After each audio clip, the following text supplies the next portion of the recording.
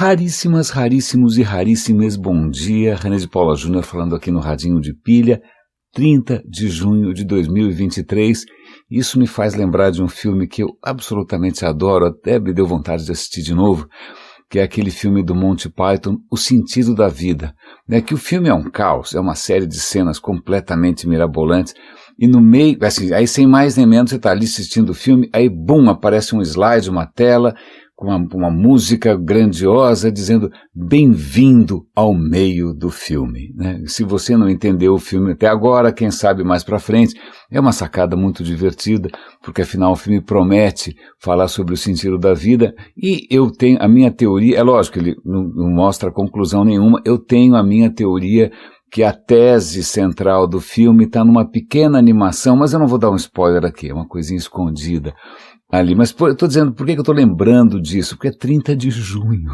significa que no nosso próximo episódio estaremos na segunda metade desse ano e o tempo está passando rápido à beça.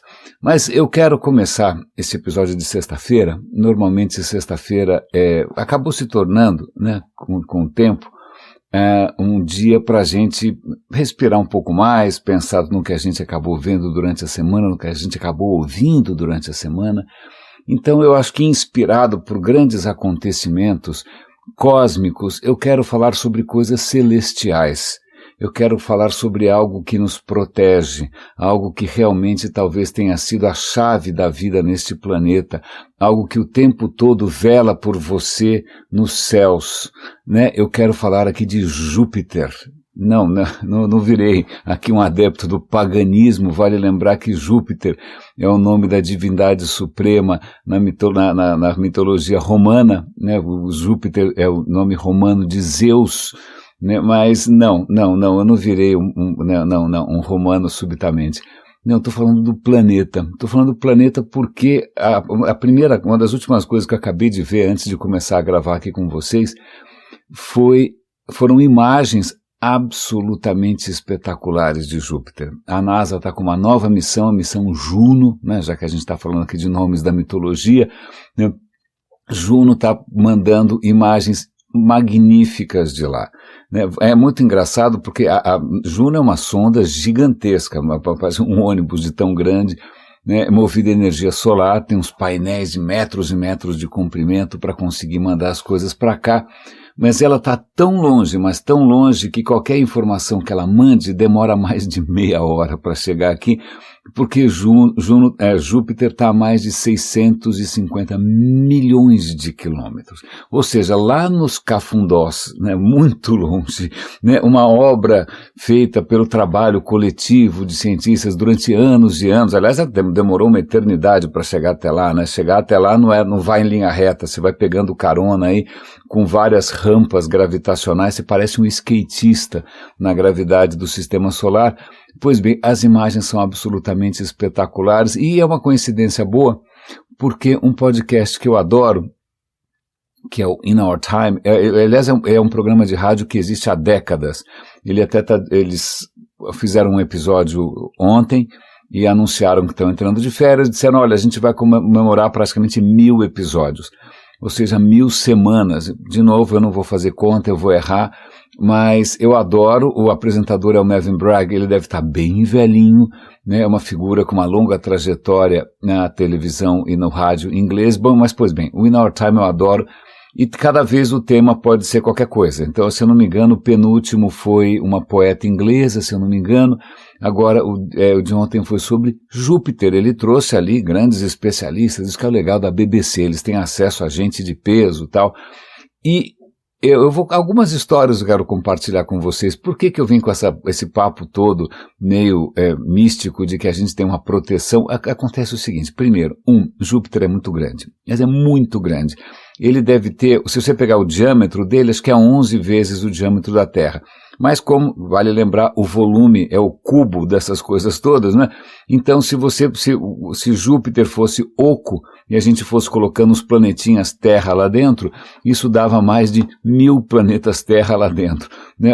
Júpiter é muito grande. Ele só não é proporcionalmente tão pesado porque Júpiter é basicamente, é o que a gente chamaria de que eu já ouvi falar inúmeras vezes, gigante gasoso, mas vale a pena a gente repensar essa denominação. Ele não é um gigante gasoso, eu já vou explicar por quê.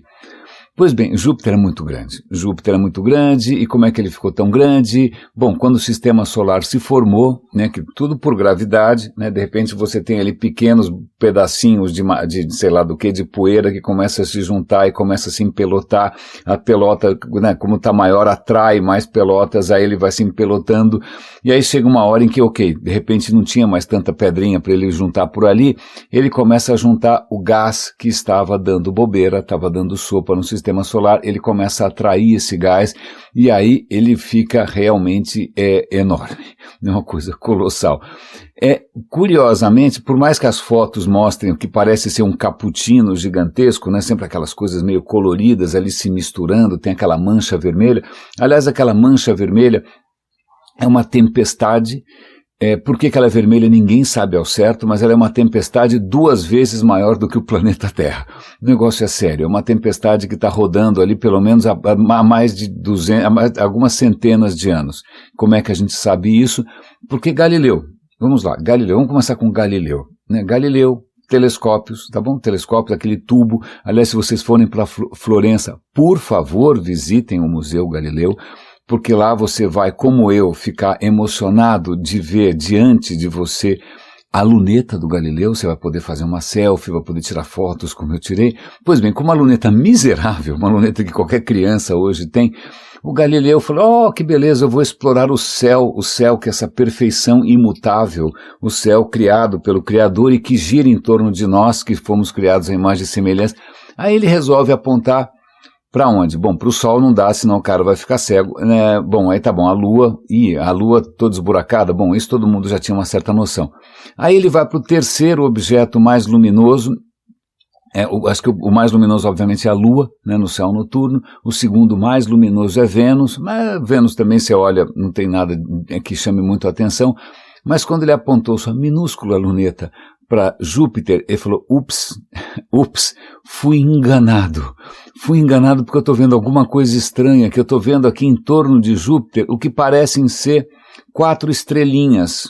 Oh, que beleza, eu não sabia, mas tinha 4, aí no dia seguinte ele vai ver, tem de novo 4 estrelinhas, mas elas estão em posições diferentes, e no outro dia em posições diferentes, aí de repente elas não aparecem mais, aí o Galileu chega à profunda e perturbadora e quase que letal conclusão de que isso não são estrelas, isso são corpos celestes, e a única explicação que eu tenho para essa mudança de posição é que elas estão girando em torno de Júpiter. É a primeira vez, né, que alguém percebe que não é que tudo gira em torno da Terra, nem tudo gira em torno do umbigo do Bolsonaro, nem do umbigo do Lula, do umbigo de pessoas que são egocêntricos, desculpa, nem tudo gira em torno da humanidade. Tem coisas girando em torno de outras coisas, não é? Então você tem ali, bom, não preciso dizer que o coitado do Galileu quase foi para a fogueira, acabou passando a vida em prisão domiciliar, teve que fazer ali um meia-culpa, veja bem, desculpa, eu não queria chatear ninguém, tudo isso porque ele percebeu que o discurso oficial, né, de natureza bíblica, sobretudo, estava completamente furado. Mas é muito interessante, isso foi 1610, mais ou menos, quantos anos faz isso? 400 anos? 5 décadas depois, 50 anos depois, Cassini, que aliás foi o nome de uma sonda recente, Cassini, outro astrônomo, ele com um telescópio um pouquinho melhor, né, o tempo ajudou a evolução dos instrumentos, o Cassini começou a prestar atenção em Júpiter e ele viu que o Júpiter era meio colorido, ele percebeu que tinha umas faixas, ele viu a grande mancha vermelha, ele percebeu inclusive que Júpiter gira numa velocidade espantosa, gira acho que uma vez a cada 10 horas, ele gira mais rápido que a Terra. E que ele também meio que se tocou que o Júpiter parece ter umas camadas, né, umas faixas, e essas faixas giram em velocidades diferentes. Bom, tudo isso Cassini percebeu. Bom, então vamos voltar aqui para a história do gigante gasoso. Se você pegar esse colosso que é Júpiter, ele é feito de majoritariamente hidrogênio. Hidrogênio, que é a matéria-prima do universo inteiro. Né? O que mais tem por aí é hidrogênio. Né? Hidrogênio, que é também uma boa parte da composição do nosso Sol. Então, Júpiter, quando ele começou a crescer, ele começou a engordar, literalmente, é um caso de obesidade planetária, com hidrogênio à sua volta. Então, 80 e tantos por cento, acho que 85, não lembro mais o número, é hidrogênio. Tá bom? O que mais? Né? Hélio. Ok, tá bom, hélio também é uma coisa que, né, logo no começo do universo já começa a ter hélio, o Sol produz hélio sem parar, tá bom. Então ele é majoritário. Bom, e tem outras coisinhas, mas em minorias. Vai ter enxofre, vai ter um pouco de carbono, vai ter um pouco de nitrogênio, vai ter provavelmente um núcleo ali que tinha coisas sólidas, né, um núcleo rochoso, pequenininho, mas ele é majoritariamente hidrogênio. Mas o que é mais interessante dessa história toda, pelo menos para mim, é que eu tinha visto há algum tempo fotos da aurora, não o sol nascendo, né, mas a aurora boreal. Sabe quando lá na Finlândia, sei lá, o céu fica todo zoado, com umas coisas esverdeadas, laranja, com umas ondas? Bom, o mesmo fenômeno acontece em Júpiter, porque Júpiter tem um campo magnético mais brutal do sistema solar que a gente saiba até agora. E eu sempre fiquei matutando depois, por que tem um campo magnético tão insano? Por que Júpiter é tão difícil? Aliás, Júpiter tem um campo magnético tão diabólico que mesmo para você colocar uma sonda na órbita de Júpiter, cara, a sonda tem que se blindar que nem uma louca, porque aquilo é um pesadelo em termos de radiação. E eu nunca tinha entendido por quê, mas ontem eu entendi por quê e eu vou explicar para vocês. Inclusive para a gente parar de chamar esse cara de gigante gasoso. O que acontece é que, né, na parte mais externa de Júpiter, naquela que a gente enxerga, ali você tem nuvens de gases, mas o Júpiter ficou tão grande que à medida que você vai, se você for, né, eu não recomendo, não é um programa assim muito recomendável, caso você pudesse se aprofundar em Júpiter, a gente não pode, a gente faz essas sondas com um monte de instrumento maluco, de gravitômetros, todos os tipos de espectro possível e imaginável, para não ter que mergulhar em Júpiter, porque é um caminho sem volta. Né? Mas mas vamos imaginar que você fosse capaz, né, de mergulhar em Júpiter. O que acontece é que muito rapidamente a densidade começa a subir, porque é muito peso do que tem acima de você. É como, imagina um submarino que acabou de implodir, né? Ele implodiu porque o peso da água acima dele era uma brutalidade, a pressão sobe imensamente. É o que acontece em Júpiter. À medida que você vai se aprofundando, a densidade começa a subir tanto que o gás deixa de ser um gás. Ele vira o que a gente poderia chamar de um líquido. É o que acontece com muitos gases quando você espreme muito. Você espreme muito um gás, ele vira líquido. Ou se você resfria também. Então já não é muito quente, certo? Aí você tem uma pressão brutal, ele começa a se comportar como um fluido, como um líquido. Então, na verdade, é injusto chamar o Júpiter de um gigante gasoso, porque ele, na verdade, é um gigante fluido. Esses fluidos explicam um pouco essa dinâmica maluca. Mas se você continuar se aprofundando, de novo, eu não recomendo isso sem a companhia de um adulto, não é? O que acontece é que a pressão começa a subir tanto que o hidrogênio, sobretudo o hidrogênio, está falando aqui de hidrogênio, né? O hidrogênio, a pressão aumenta tanto que os átomos de hidrogênio começam a se separar. Então, até na parte um pouco mais líquida ali, você ainda tem um próton e um elétron felizes da vida, juntinhos para o resto da vida, né? A hora que você aperta um pouco mais, o elétron se separa e você tem basicamente uma sopa gigante de prótons. E os elétrons ficam dando bobeira e ficam circulando livremente. Elétrons circulando livremente parece o quê? Metal. Né? Uma das características de qualquer metal, é que os elétrons têm uma liberdade extraordinária, não é mesmo? Depois a gente vai falar de liberdade, é um tema interessante.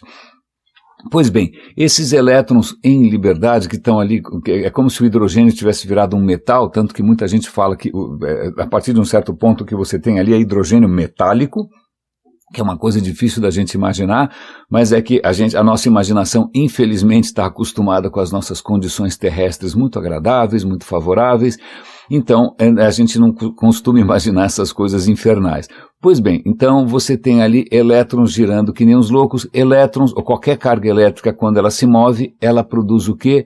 Um campo magnético.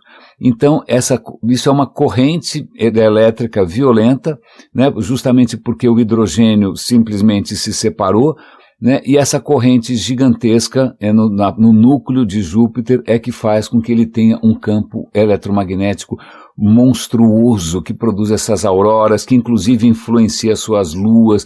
Aliás, o programa, caso alguém se interesse, eu vou dar um link também, porque essas fotos de hoje foram publicadas pela Scientific American e eles falam também das luas. As 4 luas que o Galileu viu, eu sempre esqueço, é Ganimedes, Europa, Io e tem outra que eu já esqueci. Né? São todas muito diferentes entre si. Algumas são bolas de gelo, outras são vulcões de enxofre. Cara, é uma realmente diversidade cósmica total ali. E essas luas, elas têm uma atividade extraordinária, não só porque elas estão ali lutando com a gravidade de Júpiter, essa gravidade acaba torcendo, distorcendo, comprimindo, esticando, isso gera calor, mas também o próprio campo magnético de Júpiter está bombardeando com partículas tudo à sua volta. É uma região, digamos, a balada ali é forte, a região é extremamente interessante do ponto de vista científico. Júpiter, bom, pelo menos como a gente imagina a vida, digamos que é bem pouco provável que Júpiter tenha conseguido o mínimo de sossego. Não, se tiver alguma coisa ali, alguma coisa que a gente não consegue nem imaginar. Mas nas suas luas, né, algumas dessas luas, se eu não me engano, Europa, agora eu vou confundir, é muita lua, eu me confundo. Né, na verdade, Júpiter tem, que a gente saiba, hoje ele tem mais de 90 luas. Nem todas são tão grandes assim, algumas têm algumas dezenas de quilômetros. Aliás, Júpiter tem um anel, assim como Saturno tem. Você nunca viu? Não dá para ver porque o anel de Júpiter, ele é escuro, ele é feito de partículas que não refletem muito a luz, por isso que a gente não vê. O de Saturno a gente vê com muita facilidade, porque ele é feito de partículas de gelo que refletem muito bem a luz. Então eu sempre achei que, puxa, que coisa excepcional essa história, por que Saturno tem esse anel e ninguém mais tem? Na verdade, Urano também tem, todo monte de planeta tem anel, Júpiter também. A diferença é que o de Saturno é visível, só isso, ele é visível porque ele é feito de gelo. Então Júpiter também tem anéis, tá? Então a coisa só fica cada vez mais interessante e complexa. Mas os cientistas estão doidinhos para conseguir entender um pouco melhor as luas, porque algumas luas têm mais água do que o próprio planeta Terra. Essa água está debaixo de uma crosta, claro, de gelo em alguns casos, mas, bom, então se não tem luz e está debaixo de uma crosta e está longe pra caramba do Sol, quem diz que tem vida? Mas com todo esse estique e puxa aí da gravidade de Júpiter, isso acaba gerando calor. Dentro desses planetas a água está líquida, e se você tem água líquida, calor e alguns minerais, isso vai parecer o que talvez tenha sido o berço da vida nesse planeta Terra aqui. Uma das teorias que a gente já comentou várias vezes aqui é que a vida teria surgido no fundo dos oceanos, em chaminés vulcânicas, que tem ali uma temperatura super alta, alta pra caramba, que está liberando um monte de minérios. Então, com essa energia térmica, com essa energia química, talvez a vida tenha começado a se formar. Depois que ela descobriu que tinha Sol, tá bom? Então veja que interessante, a vida talvez tenha surgido na Terra não por conta da luz solar, mas por conta desse calor dos vulcões. Bom, vale lembrar que, na verdade, também... Bom, em suma, então, se a vida surgiu na Terra assim, então talvez ela esteja surgindo, ou já tenha surgido, dentro desses oceanos escondidos nas luas de Júpiter. E por que eu falei que, temos que agradecer que temos um protetor, né, no céu, zelando por nós? É que, pelo seguinte, Júpiter é tão grande, ele distorce tanto a gravidade em torno, né, por onde ele passa, que ele acaba sendo um para-raio de intrusos, né? Se você olhar para a Lua, você vai ver que a Lua está toda esburacada, certo? Se você olhar para Mercúrio, você vai olhar que Mercúrio está todo esburacado. Se eu não me engano, Ganimedes, que é uma lua de Júpiter, também está todo esburacado. Onde você olhar, se você olhar para Marte, está tudo esburacado. Por que está tudo esburacado? Porque o espaço é, digamos, caótico, tem várias coisas circulando aí à torta e à direita, esperando, né, um planeta distraído para bater de frente. Está cheio de, sei lá, de corpos celestes, alguns em órbitas regulares, né, cometas, etc. e tal, outros simplesmente estão passando aí desgarrados, né. Então, no começo do sistema solar tinha muito mais.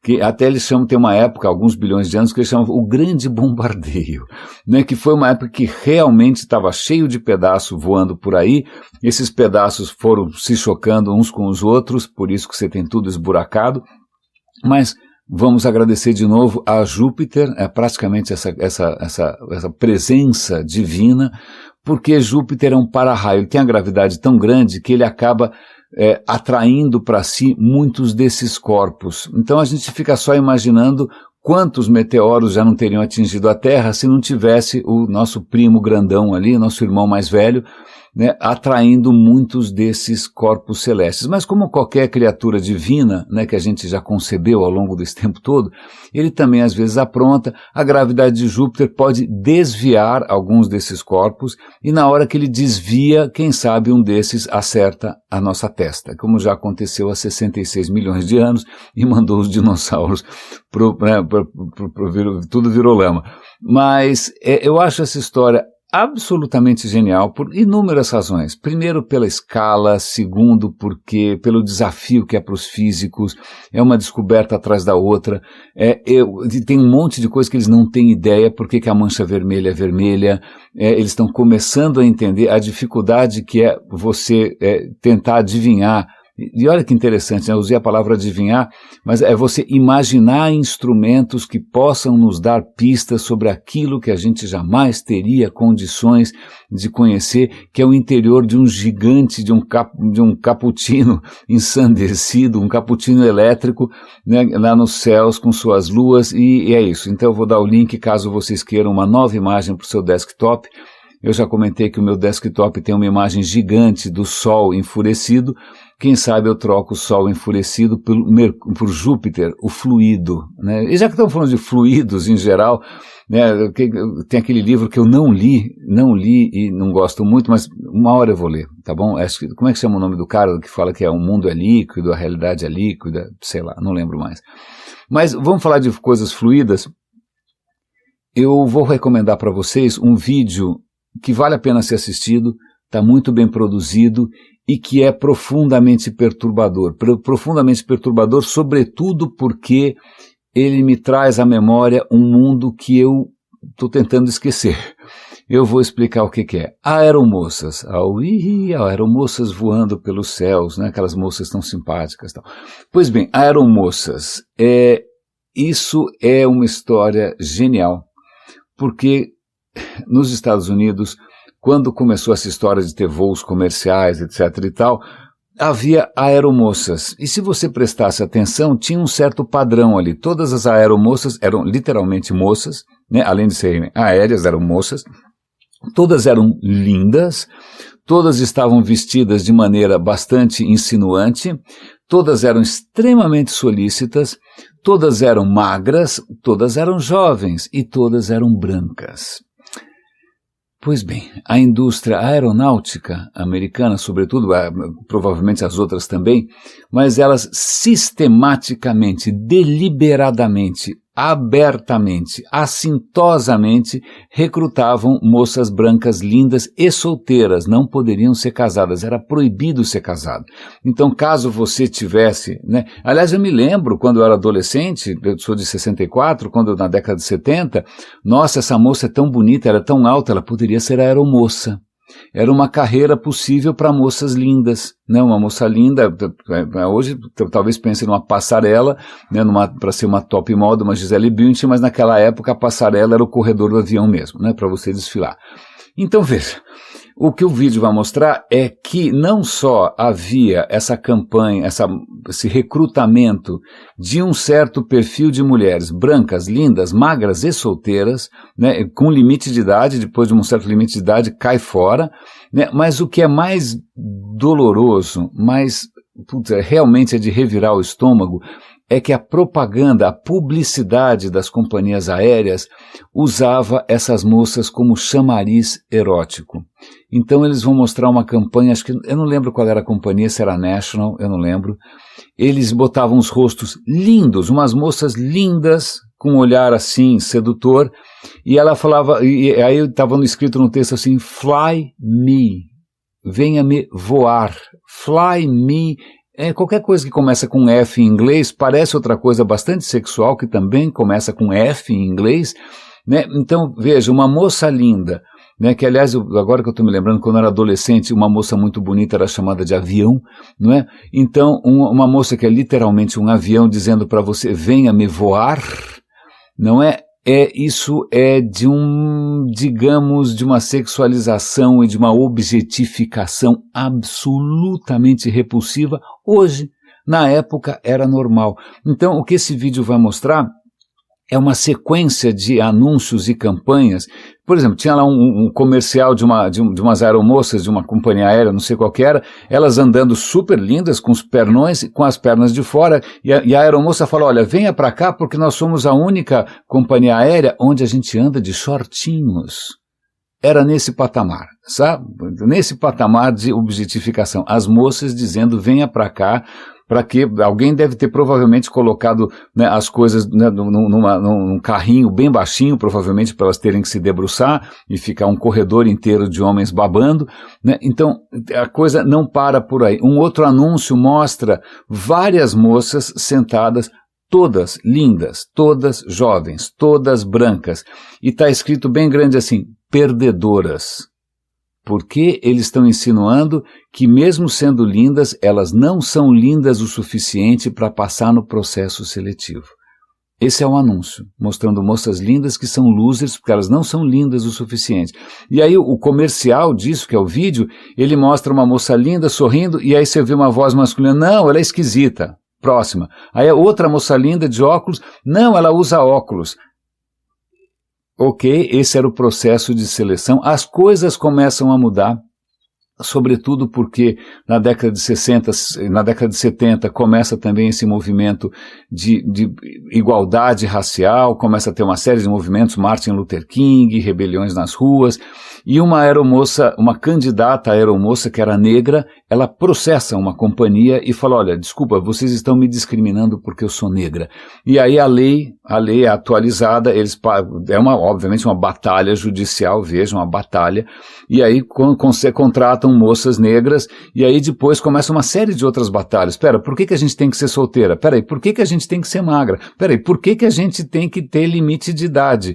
Então, quando você entra hoje no avião e percebe ali que realmente ainda tem uma certa tendência a aeromoças andarem com uma calça enfiada na bunda, etc e tal, obviamente é um resquício disso, mas fique feliz quando você entra numa companhia aérea que tem todo tipo de atendentes, homens, mulheres, brancos, negros, velhos, magros, gordos, tanto faz, né? É essa diversidade, e isso é uma coisa que é interessante. Eu volta e meia acabo desabafando com vocês um certo desânimo com a persistência da natureza humana, né? Nossa tendência, sei lá, parece que a gente vai um passo para frente e dois para trás, mas eu até vou compartilhar uma coisa um pouco pessoal.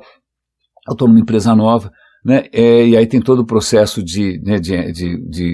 chamado de, desculpa, o estrangeirismo, é chamado de onboarding, né, de recepção dos novos funcionários, e tem uma série de treinamentos, etc e tal, e um dos treinamentos mais bacanas foi um treinamento de diversidade, apresentado por um legítimo representante da comunidade LGBT, QI, bom, as letras, vocês sabem que é um montão, então LGBT+, eu vou resumir aqui, eu sempre me esqueço, I, A, N, tem um monte, né? Ele fez nossa, foi bárbaro, uma conversa bárbara. Depois nós tivemos um outro call que foi uma rodada em que colegas que são da LGBT contam ali a sua própria vida, contam as suas dificuldades, contam as suas histórias.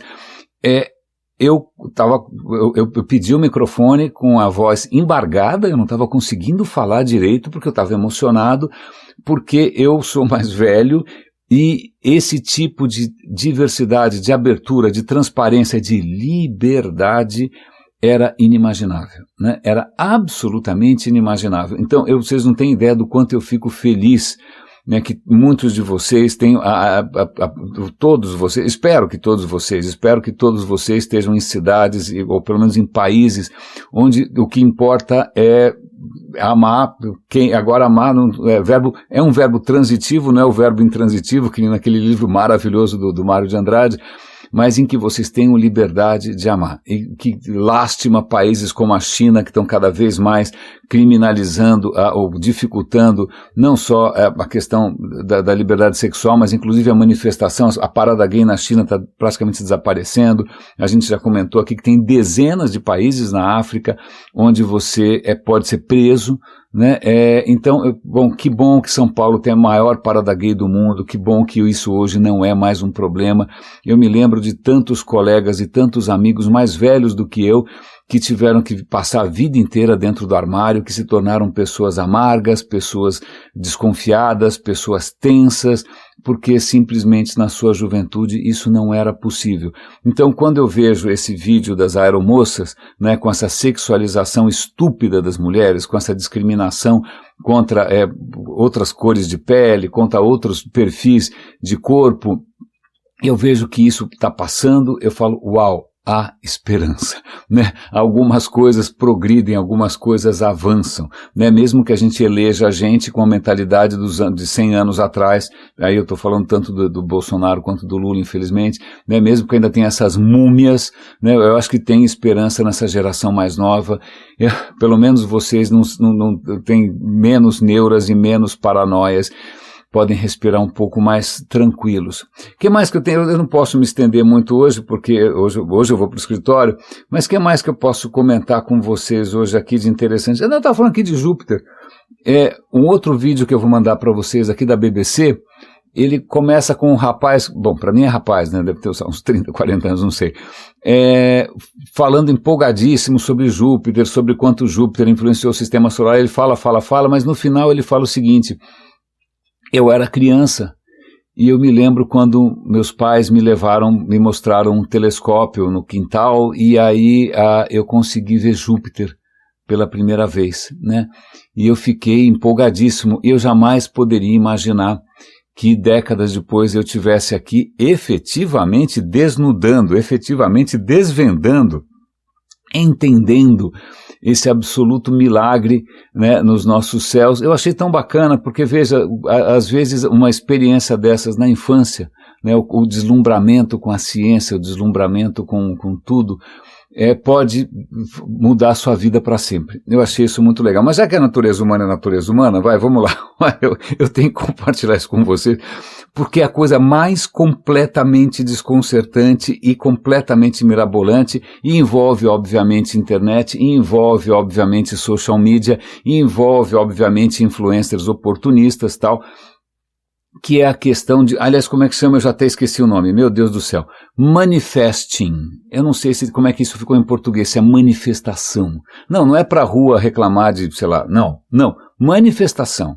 É o seguinte: inúmeros influencers. Aliás, parece que realmente isso começou de verdade com um livro chamado O Segredo, que felizmente eu passei longe, nem sabia que tinha existido, mas tudo bem. Manifestação significa que se você quiser que a sua vida mude, você pode agradecer ao universo por ter proporcionado aquilo que você ainda não tem. Obrigado, universo, por eu ser um magneto que atrai dinheiro. Obrigado, universo, por eu ser um magneto que atrai dinheiro. Então, se você ficar insistindo nesse completo delírio, nessa crença, como você faz parte do universo, o universo faz parte de você, e existiria alguma coisa chamada lei da atração, que obviamente nunca nenhum cientista detectou, que aparentemente não influencia a órbita de Júpiter, não provoca planetas nem nada, mas a lei da atração, que eu não entendo muito bem o que quer dizer isso, o universo, se você estiver em sintonia com o universo e você se colocar numa certa sei lá o que, vibração, não tenho a menor ideia, ou o universo vai proporcionar isso para você? Porque é lógico, o universo não tem mais nada para fazer, a não ser ficar ouvindo pedido de gente que quer milhões. Veja, aliás, é muito espiritualizado, os pedidos são sempre espiritualizados. Eu quero ser lindo, eu quero ter milhões e eu quero ser saudável, sei lá, eu quero emagrecer também, não sei, não é? Então veja, assistam ao vídeo. Esse vídeo é de um canal que eu respeito imensamente, chama Religion for Breakfast, Religião no Café da Manhã. O cara é um acadêmico, a gente já falou várias coisas aqui sobre todas as religiões possíveis e imagináveis, mas eu não imaginei que ele fosse se debruçar sobre um fenômeno que ele muito generosamente chama de um fenômeno de espiritualidade. Espiritualidade é num certo contraponto com religião. Religião normalmente é uma coisa organizada, é uma coisa coletiva, você tem rituais, mas aí isso é uma coisa, de novo, social. Agora, espiritualidade é um movimento individual. É você, não precisa de ninguém em volta, não precisa de um sacerdote, aí você faz lá. E aí ele vai mostrar inúmeros influencers, né, que vão ali dar as dicas de como que ela ficou loira e linda. Olha, você faça isso, repita isso, escreva isso num papel inúmeras vezes, fale alto no meio do dia. Aliás, se eu ouvir alguém falando isso do meu lado, eu vou correr, coisa que eu não costumo fazer, né? Mas, então veja, é assim que eu ganhei milhões, é assim que eu fiquei linda, é assim que eu sou feliz, porque o universo me ouve, o universo me atende. E aí ele vai citar quais são as raízes dessa completa bananada, não é? Ele vai mostrar um cara que escreveu o livro O Segredo, o poder do pensamento positivo, sempre essa ideia de que você tem a sua mente, né, a sua mente, de alguma maneira, influencia o seu corpo, né, a mente influencia o corpo, é curioso, mas tudo bem, a mente influencia, não é o contrário, não é gozado, mas a mente influencia o corpo, e se você está doente, tem outros ali, até com fundo meio cristão, meio religioso, não, se você seguir as palavras dessa religião aqui, você vai estar em sintonia com o universo, com Deus, e você não vai ficar mais doente, porque toda doença, na verdade, vem de você. A culpa é sua. Então, se você é pobre, a culpa é sua. Se você é feio, a culpa é sua. Se você é gordo, a culpa é sua. Vejam, tirando a Oprah, que também aparentemente acredita nessa completa maluquice de lei de atração, como se o universo estivesse preocupado com alguma coisa. Tirando a Oprah, que é negra, o resto é tudo loiro e branco. Até o Trump, inclusive, é um fã de um desses caras aí, que ele acha que é um orador extraordinário. É tudo loiro e branco, né? Todos ali loiros e brancos e lindos. O Trump é laranja, né? Desculpe, é uma outra variedade bastante rara.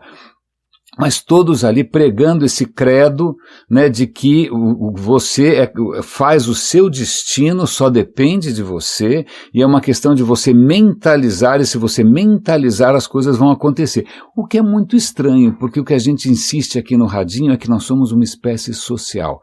Né, que esse mito do indivíduo, que tudo só depende de você e que não existe uma sociedade à sua volta, que não existe uma cultura, que não existe uma história, que não existe uma política, que não exista, sei lá, os desafios da democracia, mas que tudo se resolve se você ficar falando em voz alta para o universo que você quer ganhar milhões de dólares e uma piscina com alguém sedutor de biquíni nadando, seja lá o que for. Então, veja, talvez seja por isso que o Radinho não faça tanto sucesso, porque o Radinho, né, não sei se vocês já perceberam, né, o pano de fundo é mais ou menos como aquela música do Ivan Lins, depende de nós, mas não, depende de nós juntos, depende de nós aprendermos a colaborar, a conviver, a aceitar e abraçar a diversidade, porque a natureza é diversa, a natureza ela está o tempo inteiro se reinventando, a natureza é fluida, né? E o universo, veja, o universo faz coisas espetaculares como Júpiter, Ganímedes, Zio, campos magnéticos, radiação solar, as leis da física valem aqui, valem lá, essas leis são universais. Eu acho isso muito mais legal do que imaginar que você está mobilizando alguma energia completamente fantasiosa, né, num universo que não é assim que o universo funciona, só porque você quer um carro novo. Né? Então veja, em algum momento, né, o Galileu estava cercado desse tipo de pensamento mágico, mas aí ele apontou a sua luneta para Júpiter e falando, algo me diz que o universo funciona de uma maneira diferente.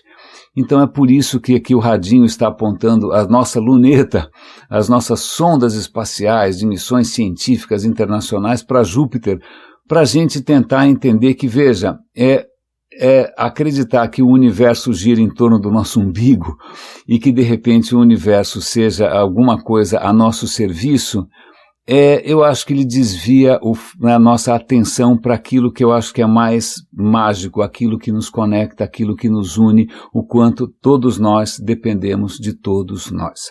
Raríssimas, raríssimos e raríssimos, espero que essa semana tenha valido a pena acompanhar essas peripécias aqui, enquanto eu tento manter essa chama acesa. Agradeço aos raríssimas em geral, que estão aqui colaborando financeiramente com o Radinho, acho que são 17 super raríssimos, agradeço aqui de coração. Bom fim de semana, cuidem-se, amem e até segunda-feira.